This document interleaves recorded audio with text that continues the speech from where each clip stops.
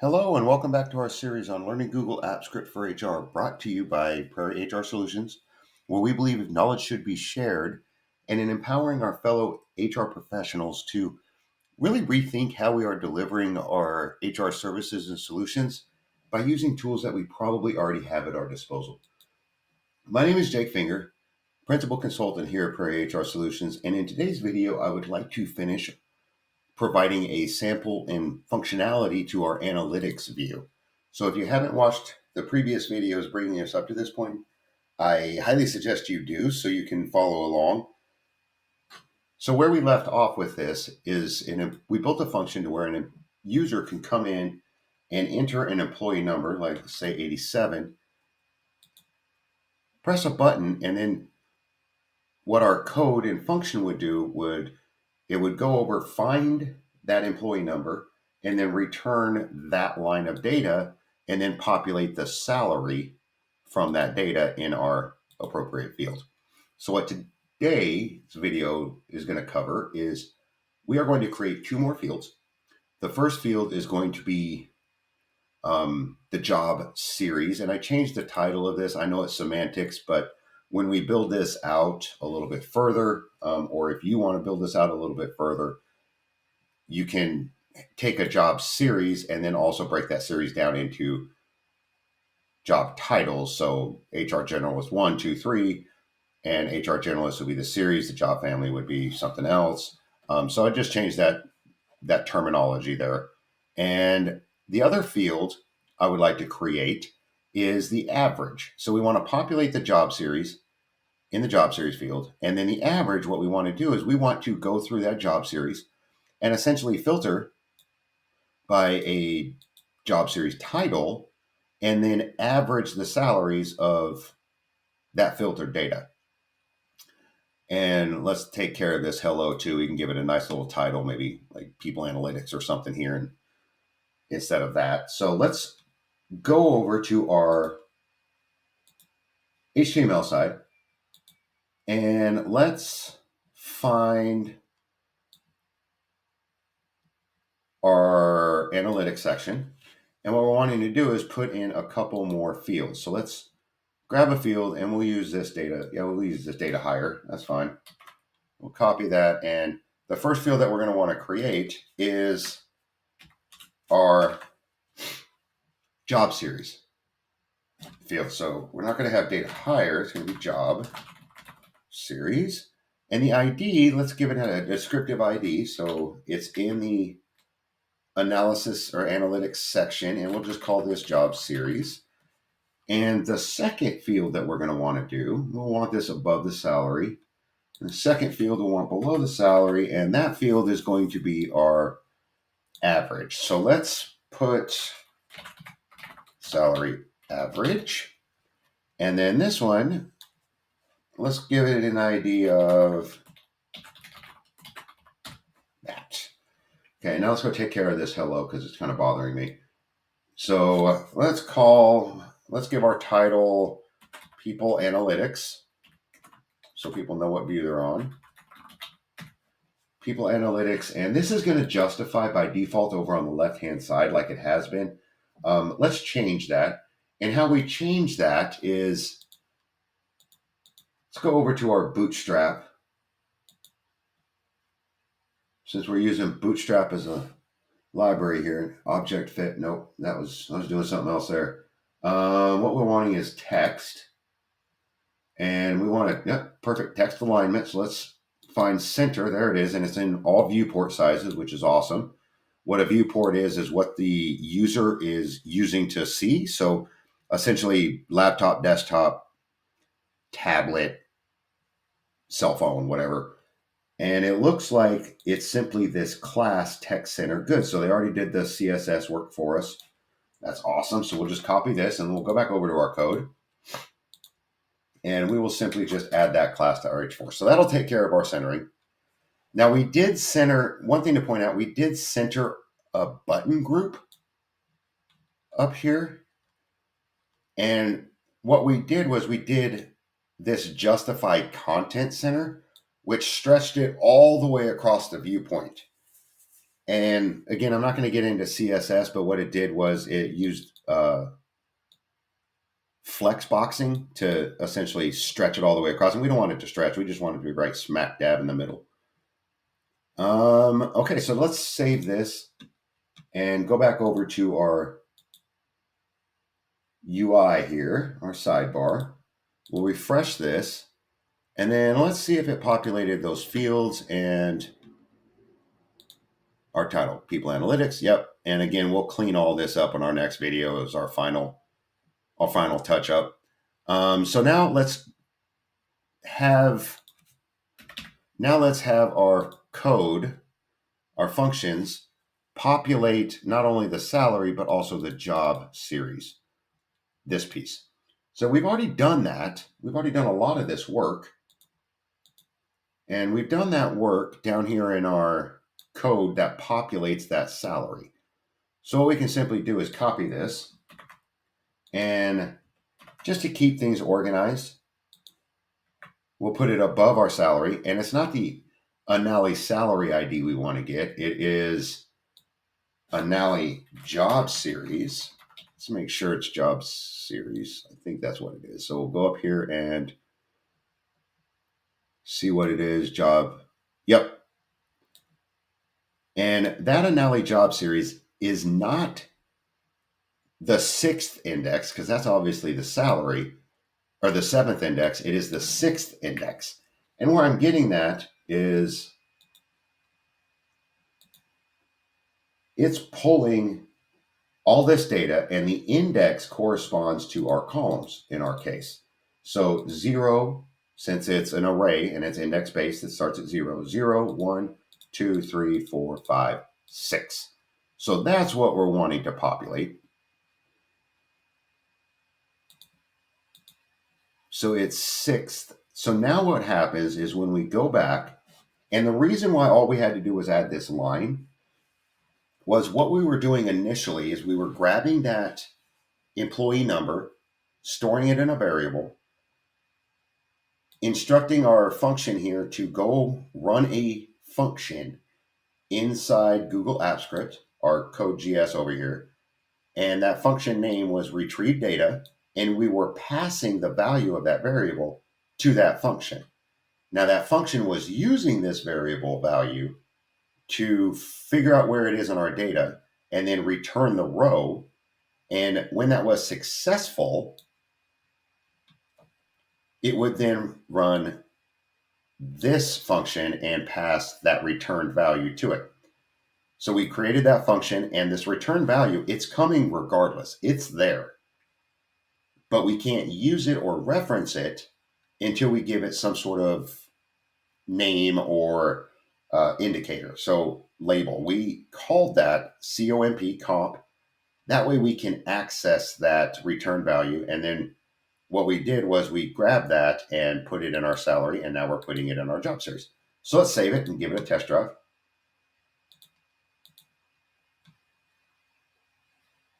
And we'll refresh. Wrote new code, got to pick it up. Okay, so let's pick 25. So it's originally going to return this whole line of data, but we're only grabbing the 7th element, which is the salary, populating it. And now we're grabbing the 6th element. So we should have 69,000 here, HR generalist here. So let's go ahead and see what we get. And perfect. Awesome. So now what we can do is work on doing an actual analysis. So this analysis, what we're wanting to do is only select, let's pick HR generalist, only select HR generalist data from that big massive line of code, or that big large array of data, I should say.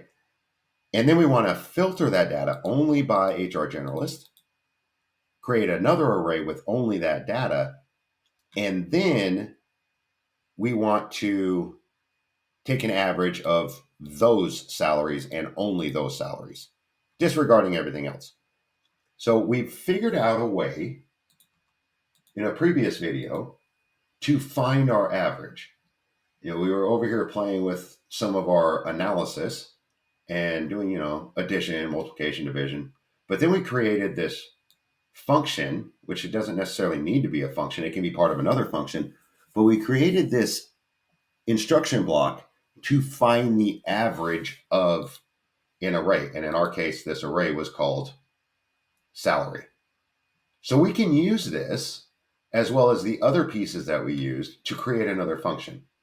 So a function specifically for the average. Now, when we go through and do some of our cleanup, we can obviously consolidate this down. But for now, for the sake of instruction, we will create a new function. So let's do that. Let's call this function, let's call it filter data. And that filter data will eventually call, it eventually will accept something. But right now, let's just get our new method, which is going to be the filter method, if you haven't caught on, set to where we can use it later. So this filter data is going to need data. So let's come up here and grab our variable. And since we're going to have to retype or recopy this variable because it's not global, it's within a function. We'll clean that up later. And let's go ahead and log this out just to refresh our minds of how this data is coming across. So we'll save this since it's a new function. Yep, now we can select it. We'll hit run. And as you can see, this is all of our data. And it's coming to us as a form of a two-dimensional array. Now, initially, what we were doing with this data was we were trying to find the employee number. Right? We were trying to find these. And how we did that was by map method. What we would do is let's create another variable here. Let's call this data array. And what we were doing was we were taking that analytic data variable and all its values and mapping it. Now, map is a method, so it takes a callback function, as you can see here. And that callback function takes an argument in the form of a value. And in our case, this can be called anything unless it's coming from somewhere. So let's just call this R for row. And what that function, that callback function is going to do is it's going to return a set of values in that argument in the row at whatever index it was that we were wanting. Now, initially we were using 2, which was our employee number. So let's log this and see what we got. For illustration purposes, data array. Now when we run this, you'll see we have all of our data, two-dimensional array, and we created a new array using map method to pull out only those employee numbers. Now, our job series is at index number 6 within that array. So let's change that to 6 and run it. And it's only pulling that column of values. Well, this was great when we wanted to search within that and find a specific value, a single value. So you're remembering that we were finding only one number and only returning one row of data. So here, that really wouldn't help us too much because we're wanting to find multiple rows and then create a new array of only those rows. So to do that, we're not going to use map method, although map method really is cool, and we will use it later on in this function. But what we're going to do is use the filter method. So let's create a new variable, and let's call this one, let's call it filter data.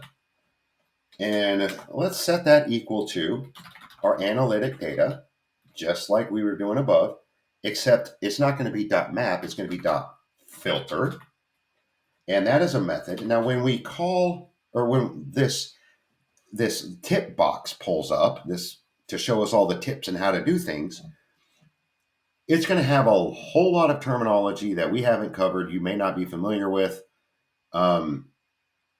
I'm not going to go through every single one of these. Just know that this function, when we type in function and pass variables or arguments through it, it can take up to 3. Now, we are going to need a value in the form of an object. We have that. It's coming to us as, this data set. So we can call that whatever. And let's just call that row. And it's also going to take this index. Now, we're going to give it an index later on in the form of a number. But say we were including a header, which we took care of our header by starting at row 2 instead of row 1. You could isolate that header, include it or not, by using an index. We're not going to use that. And then an array. Well, we're giving an array. We don't need to give it an array. So really, we only need, in our case, to pass 1, and we're calling that row. Now, what we're wanting to have happen is in our map, we simply wanted to return the row. With filter method, we want to return the row if a certain condition is met. So the way the syntax works, the way this is written, is we want to return that row based on a condition, and that condition is if index 6 is equal to, and in our case, let's just do HR generalist. Now remember, this is case sensitive, so it has to be written exactly the way it's written in there. And it also has to be in plain text. Watch that formatting. And then we want to store that in a new array. And this array is obviously called filter data. So let's log out filter data and let's see what we got. Because what will happen here is it will not return us an array of the value columns that we want. It's going to go through that entire data set and give us the rows of data that fit HR generalist in its 6th index. So now let's run this and see what we got. So as you can see, we have our data, and this is our map. We mapped the data and created a new array of only the job series, which, okay, cool. Can't help us. And okay, then it gave us this. So what this means is it's coming across as plain text. So not filtered data. That's why it's returning the function. We needed filtered data. So let's add the ED in there. Although it was nice to see the code again in all its glory. That was nice. There we go. So now you can see that what we did was we went through all of this data and we filtered it, created a whole new 2-dimensional array. And in that 2-dimensional array, we only included rows that had HR generalist as the 6th element. So let's pick another one. Let's do CFO. And we'll filter by CFO. And then we'll see how that returns. There we go. So now you can see that it only filtered those with CFO in the 6th index. So now we have a filtered array of data based on criteria. Now we're not going to go into our code or ask our users to go into our code and say, well, you're going to have to manually put the job title in there or the job series title in there, because that kind of defeats the purpose of automation. You don't automate something by just giving someone more work to do. But what we can do is not type this in here. We can pass this in either an argument or an array. So instead of writing this, what we could do is, let's create another one. Let's just create this as, let's just create job series as the variable name. And we'll make that job series equal to HR generalist. And now instead of having to type something, we can simply pass that variable. Job series. Now when we run it, it will produce an array of only the HR generalist. Now the reason why I did it that way was because it doesn't have to be in a variable. We don't have to declare a variable because we still have to go in there and decide what that variable is. But if you remember, we were passing information in the form of a variable to our functions. When we were retrieving data, we were passing that variable that contained our employee number that the user put in the form of a variable, and we were using it throughout. We can do the same exact thing with this. So we have our filter data. We know how to filter data, and we have our average. So now let's put it all together. So I'm going to create another function. And let me see if we finish this. Nope, we haven't done this. So now that we've declared this and we've pulled it and we've populated it, what we're going to need to do is now in order to filter, we need to know what we're filtering by. Well, we populated what we're filtering by. And we did that in this line of code here. So what we can do is create another variable. And the reason I am putting it down here is because if we put it up here and try to set the value of that variable, it's going to go and it's going to grab that field by ID, that input box, but it's not going to have any value in it. It's going to be blank. But then we populated it, so now it has a value. So if we pull it after we populate it, then it'll have a value. So let's now grab that value.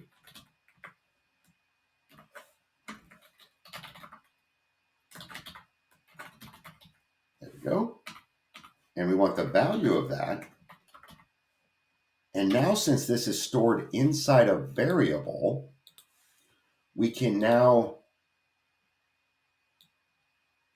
send it over to our Google Apps Script side, create a function specifically designed to handle the filtering of that data and the average. So let's go ahead and do that.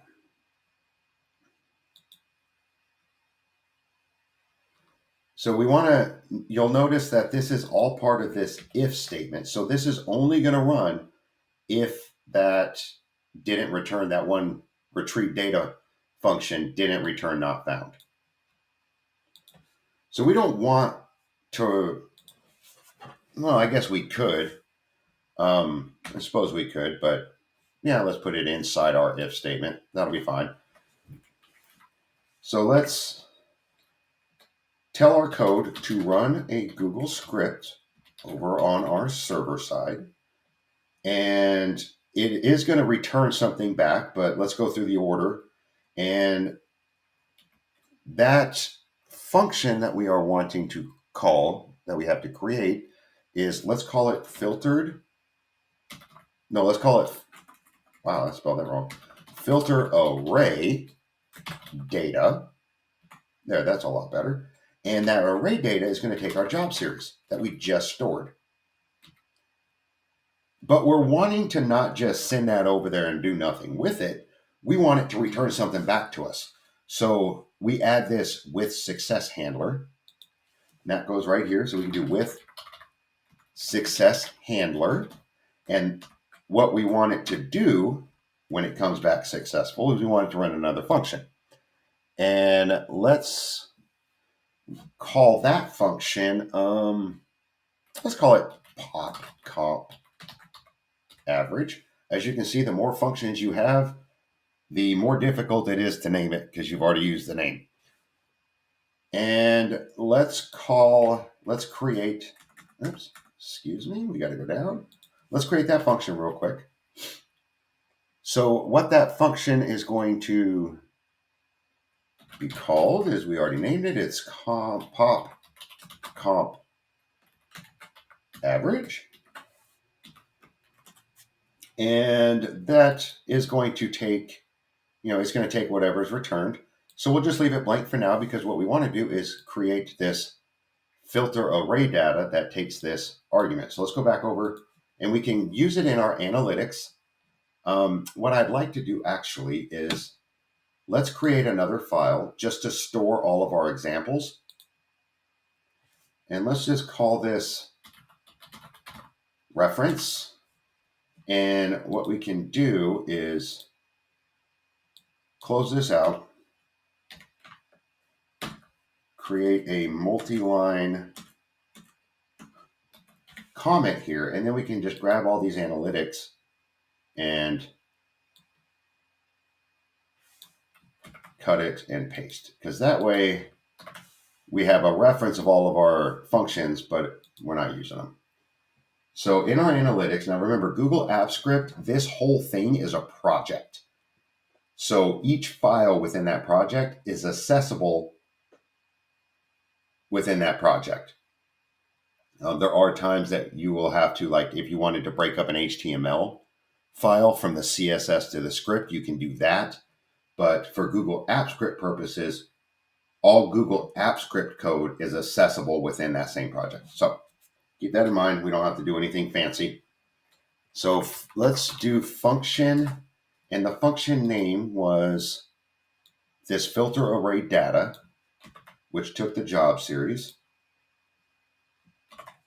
So that, and this job series is coming over from our HTML. So what we want to do is we want to grab our analytic data variable, which we created. We'll just come up here and grab it.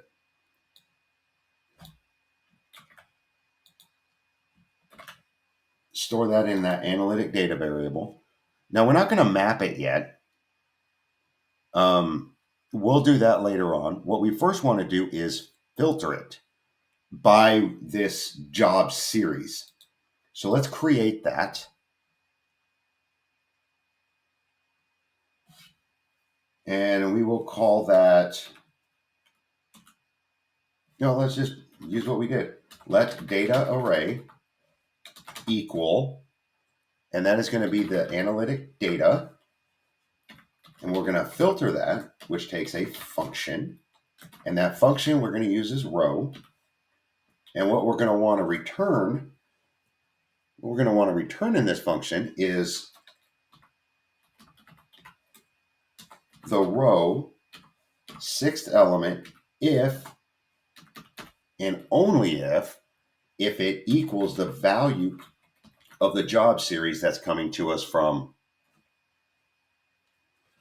the HTML side. So I guess we could put this in one row. It doesn't matter. Yeah, that'll work.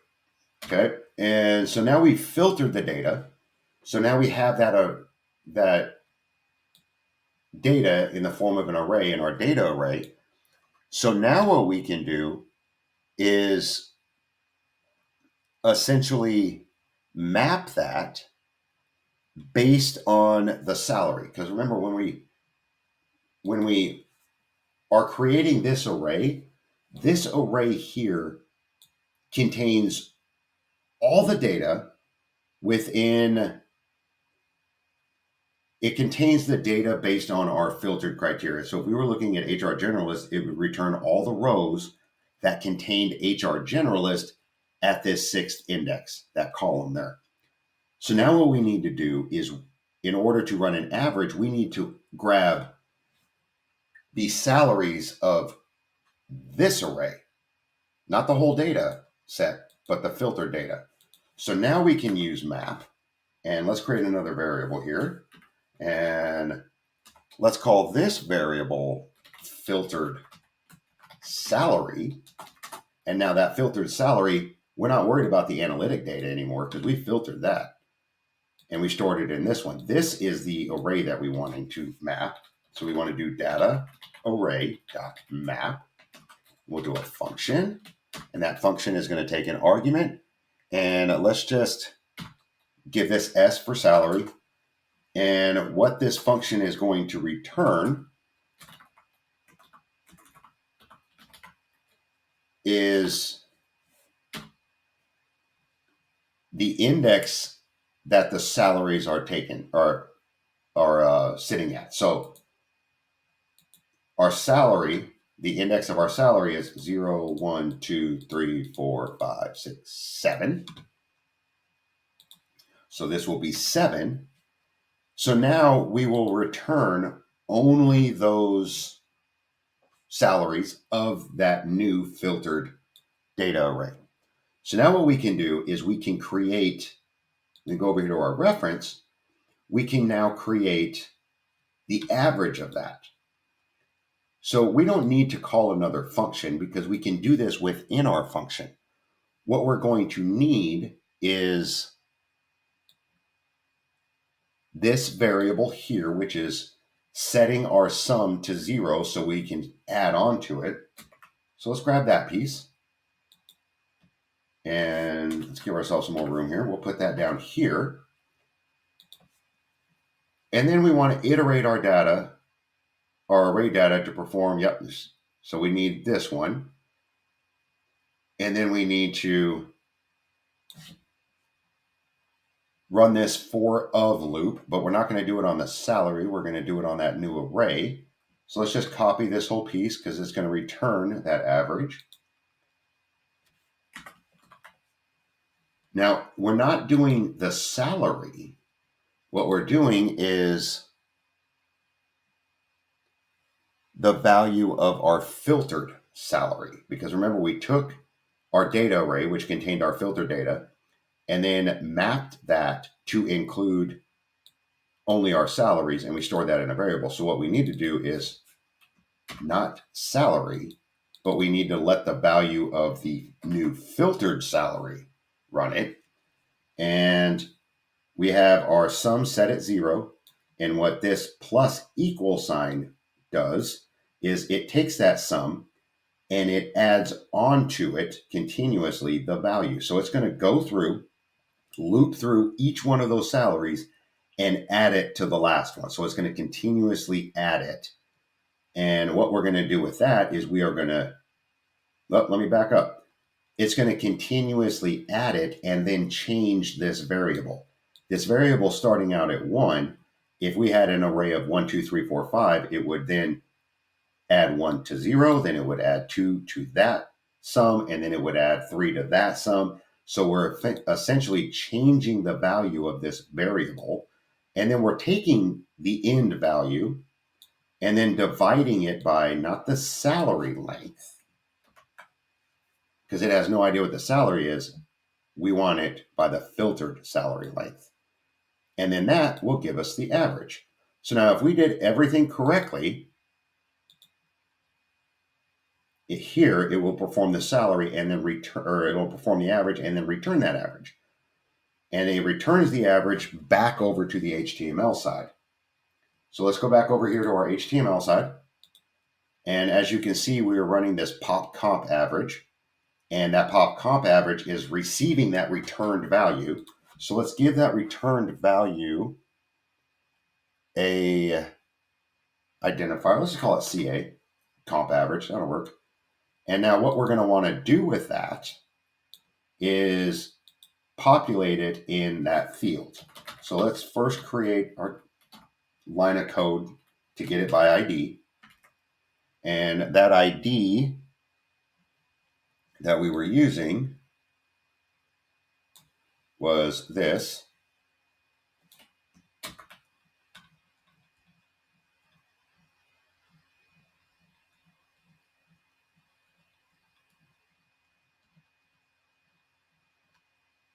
So that's right there. And then what we're wanting to do is set the value of that. Now this, one thing to keep in mind, this is not coming over as an array because it's not an array of averages, not in this analysis anyway. It is one number. It is a single value.